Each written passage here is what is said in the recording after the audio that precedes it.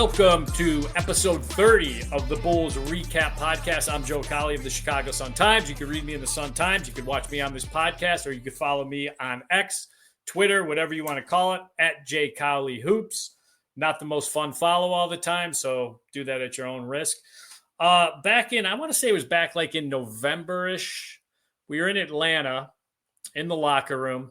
It's kind of quiet. They won, but it was kind of quiet. Half the guys were in the shower, and then this guy that I like to say is kind of a shit stir yells out across the locker room, "Hey, Cowley, I got a question for you." "Yes?" "Who do you hate more, the Bears or us?" The whole locker room, or at least half the locker room, kind of looked at me, put me on the spot. So let's bring this troublemaker in. You know what? Bring him in. Yo, what up, Joe? Yo, what up, Joe? So, does anybody call you Kwam Dean or no? Nah. All right. I like it. Yeah, thank you. All right. What does that translate to? I know Io is joy. What is your translation? It means to move forward. I like it. Move forward with joy. Okay, so the shoulder, let's start there. How are things going with that? Obviously, you had the shoulder surgery. The timetable was for full basketball contact was about August. Where are you at? Are you ahead? Are you behind? I mean, where are you as far as the shoulder's going? Yeah, by the grace of God, I would say I'm right where I need to be, maybe ahead, but just on the safe side, I say I'm right where I need to be. These last 2.5 weeks, I've been doing a lot of on-court work with the PD guys. Got some great work in LA, and I haven't been having no restrictions or no setbacks. Been feeling good, been lifting. Everybody's been doing a great job with me, bringing me along, and I'm just excited to just keep the ramp up process, and everything's been going well. How's the shot feel? I mean, how's the mobility and stuff like that going? Yeah, so I mean, of course, first time shooting it, I actually shot it pretty well. When I first touched the basketball, it felt a little weird, not touching the ball for three months, but gradually, it's feeling good. I'm not having no restrictions, no pain. So now it's all about just continuing to get reps and then just continuing to find ways to get better. Of course, the one pass that I would say is probably going to take some time is the left-hand pass to the corner. But each and every day, I'll be trying to just gradually get better at that, and it's getting better. So, obviously everybody knows your climb from Morgan Park and then to Illinois. Was Illinois always going to be the choice? Or were there other ones that were kind of it was a tough decision, or no, it was a no-brainer? I want to say it was a no-brainer because I really had some other schools that I was really interested in, Wake Forest and USC. I believe so. USC got into like a little scandal, whatever. So like that kind of pushed me away from there. And Wake Forest, they were right there. I was very, interested in going there. But ultimately, they didn't blow me over the way to say I'm gonna choose them over my home state school. So as I continue to wind down the process, I understood it would either be those two teams, and I just chose Illinois. And then after year two, what was how big of a tease was it for you to make the jump after year two? I mean, because your name was on the radar after year two. There were people saying, he was kind of a tweener. Should he go or not go? And you made the decision to come back for a year three. Yeah. I was very close to going, actually. I believe if it was no COVID, I probably would have went. But, having the COVID and not being able to work out in front of teams and, doing Zoom calls, I didn't think that was the best long-term decision for my future. So, I decided to go back because I was not in a rush. I thought I was ready, but at the same time, I was blessed that my family did not financially need me to take that big of a risk. So I just chose to go back. And we've talked to you about draft night and stuff like that. Now we're talking about years later. You've had more than enough time to process it, accept it, use it as a chip, whatever you've done with it going second round. But in your mind, do you still kind of have a Rolodex of the guards that were chosen in front of you, or you kind of just let that go and bygones be bygones? I'm in the league now and I'm doing my stuff now. Yeah. I wouldn't necessarily say individually, I look at the guys in front of me because at the end of the day, they had no decision on getting drafted, but teams, I would say that's definitely motivation. Motivation, seeing teams, that pass up on me. But that will forever be a motivation. Like, that's just a motivation that I would think would just stay with me for as long as I play, because that's just a competitor I am. And I understand that, as I continue to get better, I want to be one of those guys where you look back and you say, yeah, I could have took him. And that's a part of my motivation of why I want to go as hard as I want to go. You brought up LA. I know a group of the Bulls players were out in LA. You're a guy who kind of prides yourself on off-season work. The IO, I remember rookie year, physically looks way different. I mean, Yeah. when you look at your back, I mean, the development, the NBA training, you could see that it's put weight on you, put physicality on you, put muscle on you. Has that been tough to make that transition? But at the same time, it doesn't look like you lost speed. It doesn't look like you've lost anything. If anything, it looks like you've gained the ability to drive and take that physicality. I mean, talk about that process of basically your body going from a college body to an NBA body.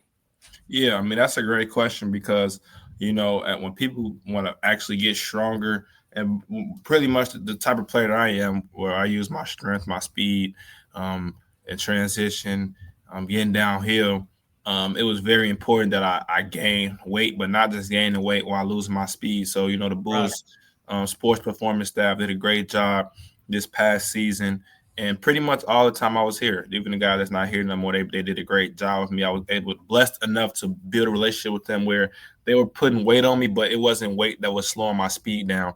And now I'm continuing to try to climb that, continuing to get stronger while also maintaining my speed. So adding in, 20 minutes of yoga each day, a lot of mobility, a lot of single leg things to get the joints going.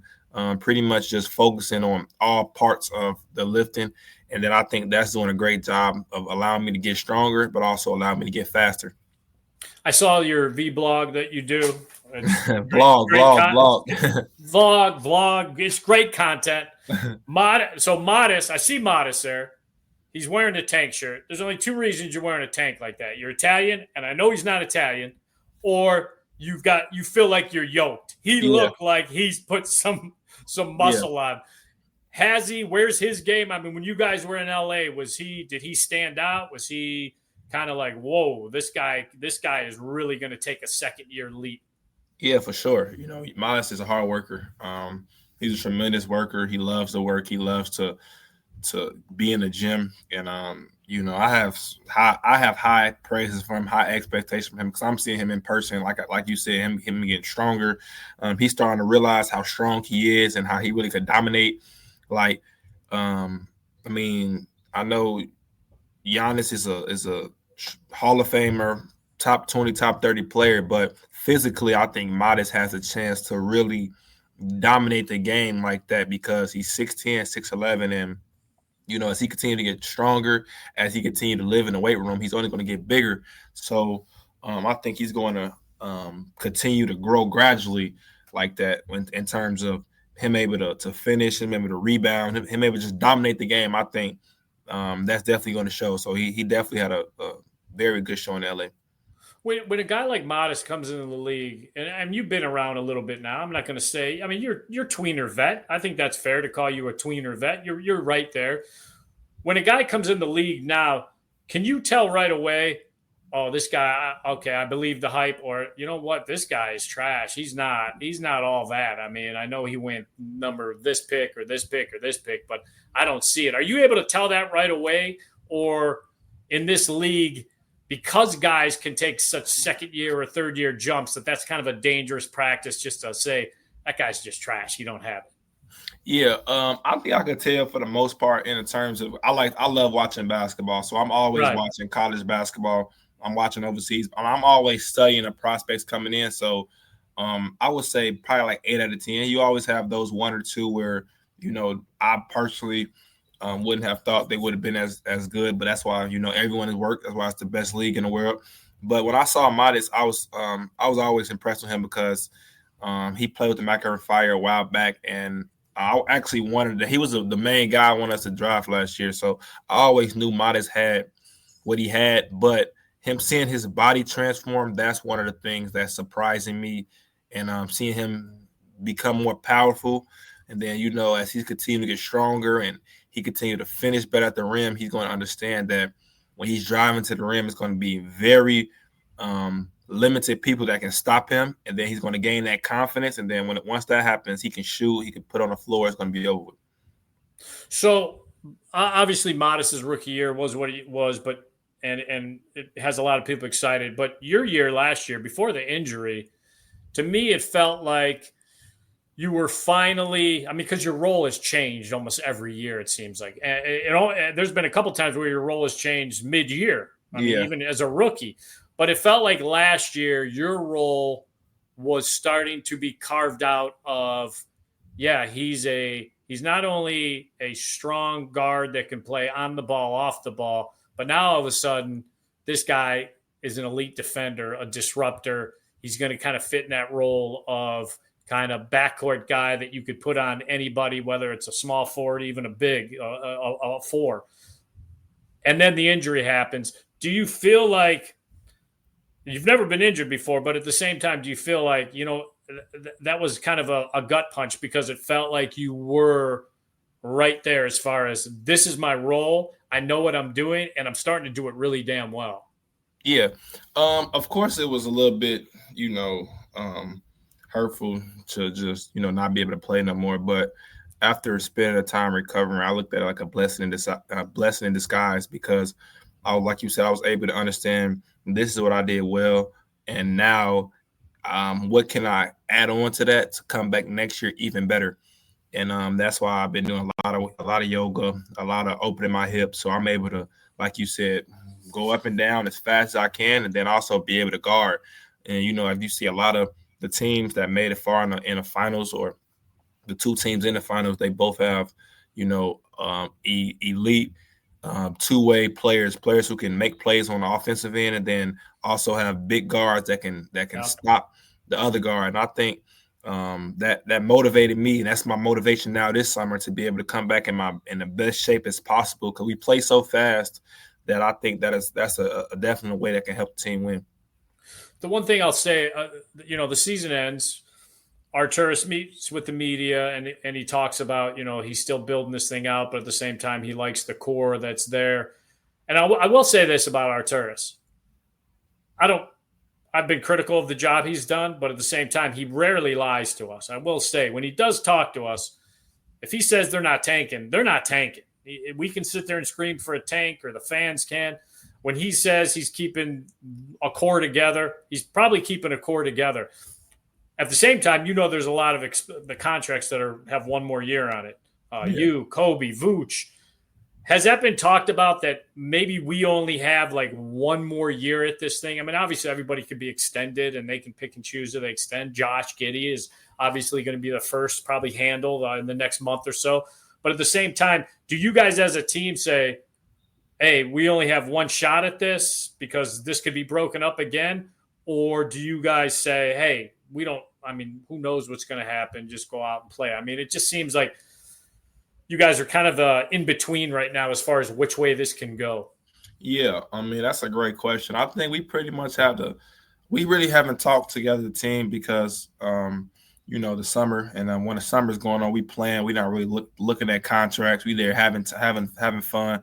But, in reality, like you said, that is something we're going to have to deal with. That's just a part of the NBA. But I would say, for me, being one of the leaders on the team, I try to preach to just live in the moment. It's the NBA. Any given time, anything can happen. But the best thing we could do is, as long as we're on the same team together, as long as we plan together, that we all is one. And we want to do whatever it takes to be committed with each other, and do whatever it takes to help us as a team win. And that's why it was so important that we got in some 5-on-5 action. I don't think a lot of teams are doing that together. I think most teams are spread out, working out individually, but we want to make sure that we are locked in, cohesive with each other, because at the end of the day, once training camp comes, it's not going to be no one-on-one workouts. It's going to be all together. We one team. Right. So to answer your question, I would say we're just taking it as it goes, one day at a time. as long as we're on the same team together, we plan, we excited, we want to win. We do want to make the playoffs. I would say that was something that a goal that all of us have. We've been in playing for 3 years in a row. So we do want to break that curse and make the playoffs, and we understand what we have to sacrifice to do that. Who organized LA? Is that kind of a Yeah, so we planned it during the season. We wanted to do it. So I would say me, Cole, we were and Patrick, we were like the main three during the season. We met and we said once the season in, we want to make sure we get together. We didn't want to make it a summer where no one is together throughout the whole summer, and then the preseason comes. Now let's go play together. Like, we wanted to build that camaraderie together, and I think it was a success. I always wondered how those work. Like, do you guys? I mean, obviously the USC run is famous. I mean, that goes on every summer, and like schlubs like me aren't walking in and saying, "I got next." Yeah, that ain't happening. Do you guys get like a private gym? Do you guys have to arrange all that? Are guys in like hotels? Do you get the Airbnb a big house? I mean, is it just like hoops hanging out and more hoops? I mean, how does that week work when you guys do something like that? Yeah, so I mean, we all get together. We get down there. We was in Westlake, so if you lived out there, like Josh, he stays out there near the right. LA area. Kobe, he stays. He has his own Airbnb because he works out there during the summer. So they stayed at their Airbnb, and then everybody else who wasn't, we got them hotels. We stayed at the hotels, the Four Seasons, and then it was pretty much how it is in Chicago, but it was in LA. So you got a shooting time, a lift time, and then after that, we play pickup for about an hour. We were blessed enough that the facility we were at, they gave us treatment. We were able to ice. We were able to recover, massage, anything you needed, extra shots, whatever it is. And then after that, they had smoothies for us, and you got food, and then you just relax. So it was pretty much the same thing in Chicago, but in a different setting. How competitive is it? Oh, it was very competitive. That's the most competitive. When we together as brothers. I was unable to play, so I was right. I was gassing the gym up. I was making it even more competitive. You were the hype man. I'm sure you were stirring it up. I'm sure you were causing trouble. Yes. Yep. So, but it was great though, because the tenacity that we was playing with, the grit. We were playing together. It was fun hoops. It was fun. The NBA Finals, obviously two teams that, whether it's arguable or not, Arturas feels like he can simulate because of how long the bench is and the style of play, offensively the style of play. Do you guys see that the NBA is shifting towards that, or is this more of these just happen to be the two teams that did it? I mean, whether you want to say Indiana took care of Cleveland because of a couple injuries, or however you want to explain it. What's your feeling about the direction right now of the league and how close you guys are to no longer being that play-in team and actually being a playoff team? I mean, that's a great question. I would say I think the league is trending towards that. I think it's trending towards, having, like I said, guards that can do both.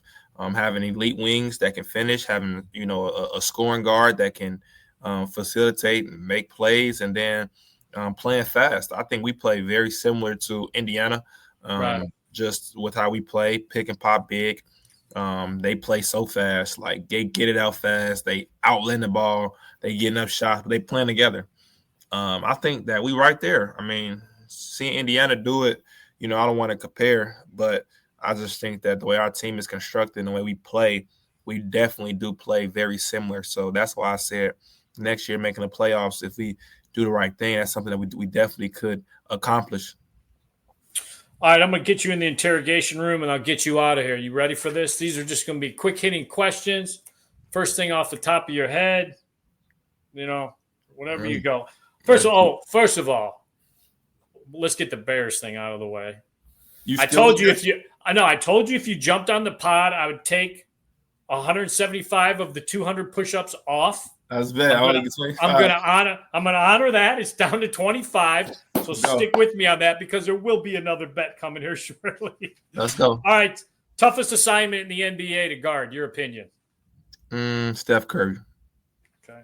And just because of he moving. He always moving. I don't think people realize Always moving. I don't think they understand. They just see shooter. I don't think they Nah. understand everything he actually does to be open shooter. If you were not a basketball player, sport you would have played? Baseball, shortstop. Seriously? Seriously. Have you ever thrown out a first pitch? Yeah. Was it good or was it trash? It was solid. All right, I'll look it up. Is Io a Bull come fall camp? Ooh. By the grace of God. Yeah, by the grace of God. More negative in your opinion, the Chicago fans or the Chicago media? I don't think the Chicago fans are. I would probably say I don't really think neither are negative. I like that. See, I'm Mr. Positive. Yeah. I don't think they negative. Everybody got their own opinion. I wouldn't say that's negative. Years from now, your firstborn comes to you. He or she has 2 scholarship offers. One's to Indiana, one's to Iowa. Which one irks you more? Indiana, Iowa, they getting homeschooled. I'm cool. That's it? They're not going? They're not going to neither of them schools. All right. Besides yourself, which current teammate do you trust? Down 1, 10 seconds left. Take that shot. Kobe White. Okay, I like it. Who's the class clown of the team? Dalen Terry. Bigger moment for you. The triple-double against San Antonio, which was a phenomenal game. Thank you. Or when they announced your jersey retire, or when they retired your jersey. Illinois? Yeah. Illinois. Okay. Bears. I say we go 50 push-ups. That way, I'm not in the red. I'm in the red then. They're gonna win 12 games this year. Okay. Okay. Here, I'll even do you a solid. I'll set it at 10.5 and take the under. Over. Okay, that's it. 50 push-ups. 50 push-ups. Back. It's back on back. camera, on live. Everybody see on it. live. That's it. 50 push-ups. 10 and what is it? 10.5. 10.5. So 11 I win, 10 you win. Okay. Last one. Team flight.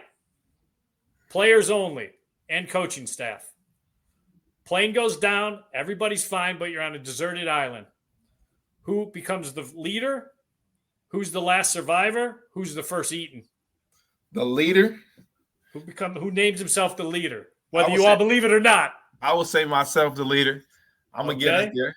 And then you said who's the what? Who's the last survivor? Last survivor? I say Pete Crawford. Pete Crawford, Why? PD guy. Why? That's my guy.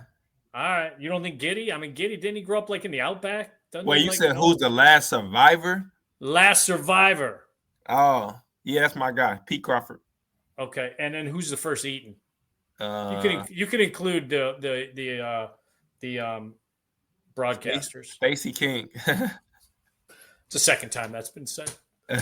You called my guy Stacey. I saw that. That's my guy. I love you, Stacey. Give me the hot sauce. And then you called DeMar. Yeah, you tuned in. Look, there you go, Joe. You tuned in. I go to Sumo 11 Twitch.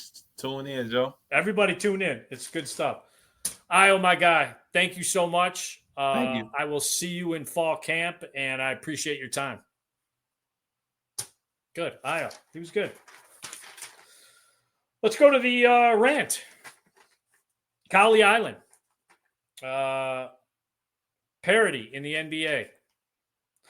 Look, one of these two teams is going to be a first-time NBA champion. It will be the 7th different team in 7 straight years. And I know a lot of people are saying right now the product isn't good. Dynasties are better. Well, big markets are better. I'm here to tell you this is great for the league. Because the one thing the NFL has over the NBA is when that fan base checks in every first day of camp, there is hope. You still need that guy in the NBA. You need that one dude who fourth quarter, game on the line, shows the onions and could get it done. I still don't think the Bulls have that. We'll wait and see.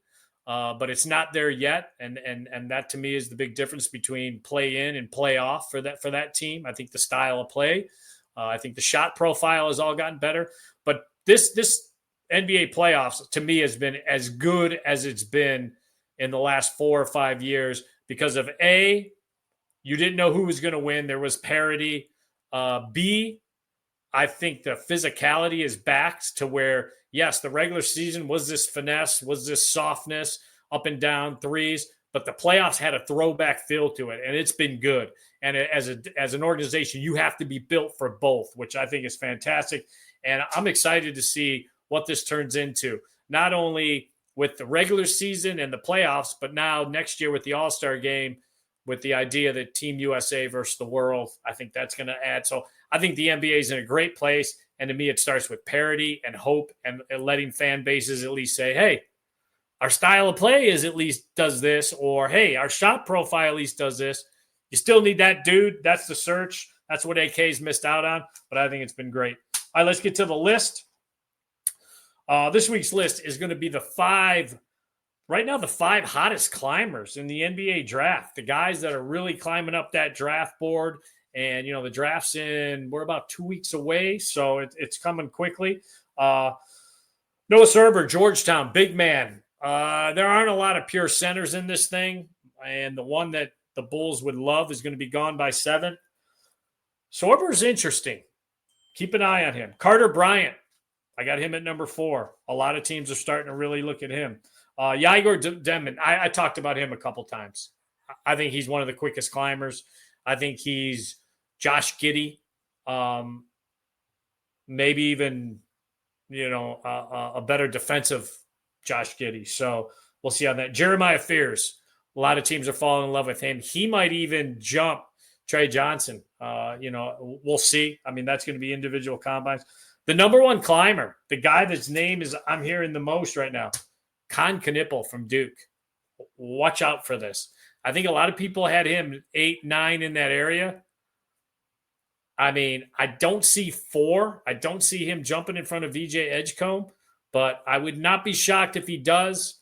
5, 6. I mean, I think there's a lot of teams that are intrigued by him because his athleticism, his willingness to play defense, and his high IQ are all very enticing. And the shooting is ridiculous. So yeah, that's the top 5 hot list. Love checking in with Io. I think behind the scenes, he is by far one of the funnier dudes. Dalen Terry's the class clown, but Io's right there. Io's more of like he likes to stir it up. And that's great. That's great for the locker room.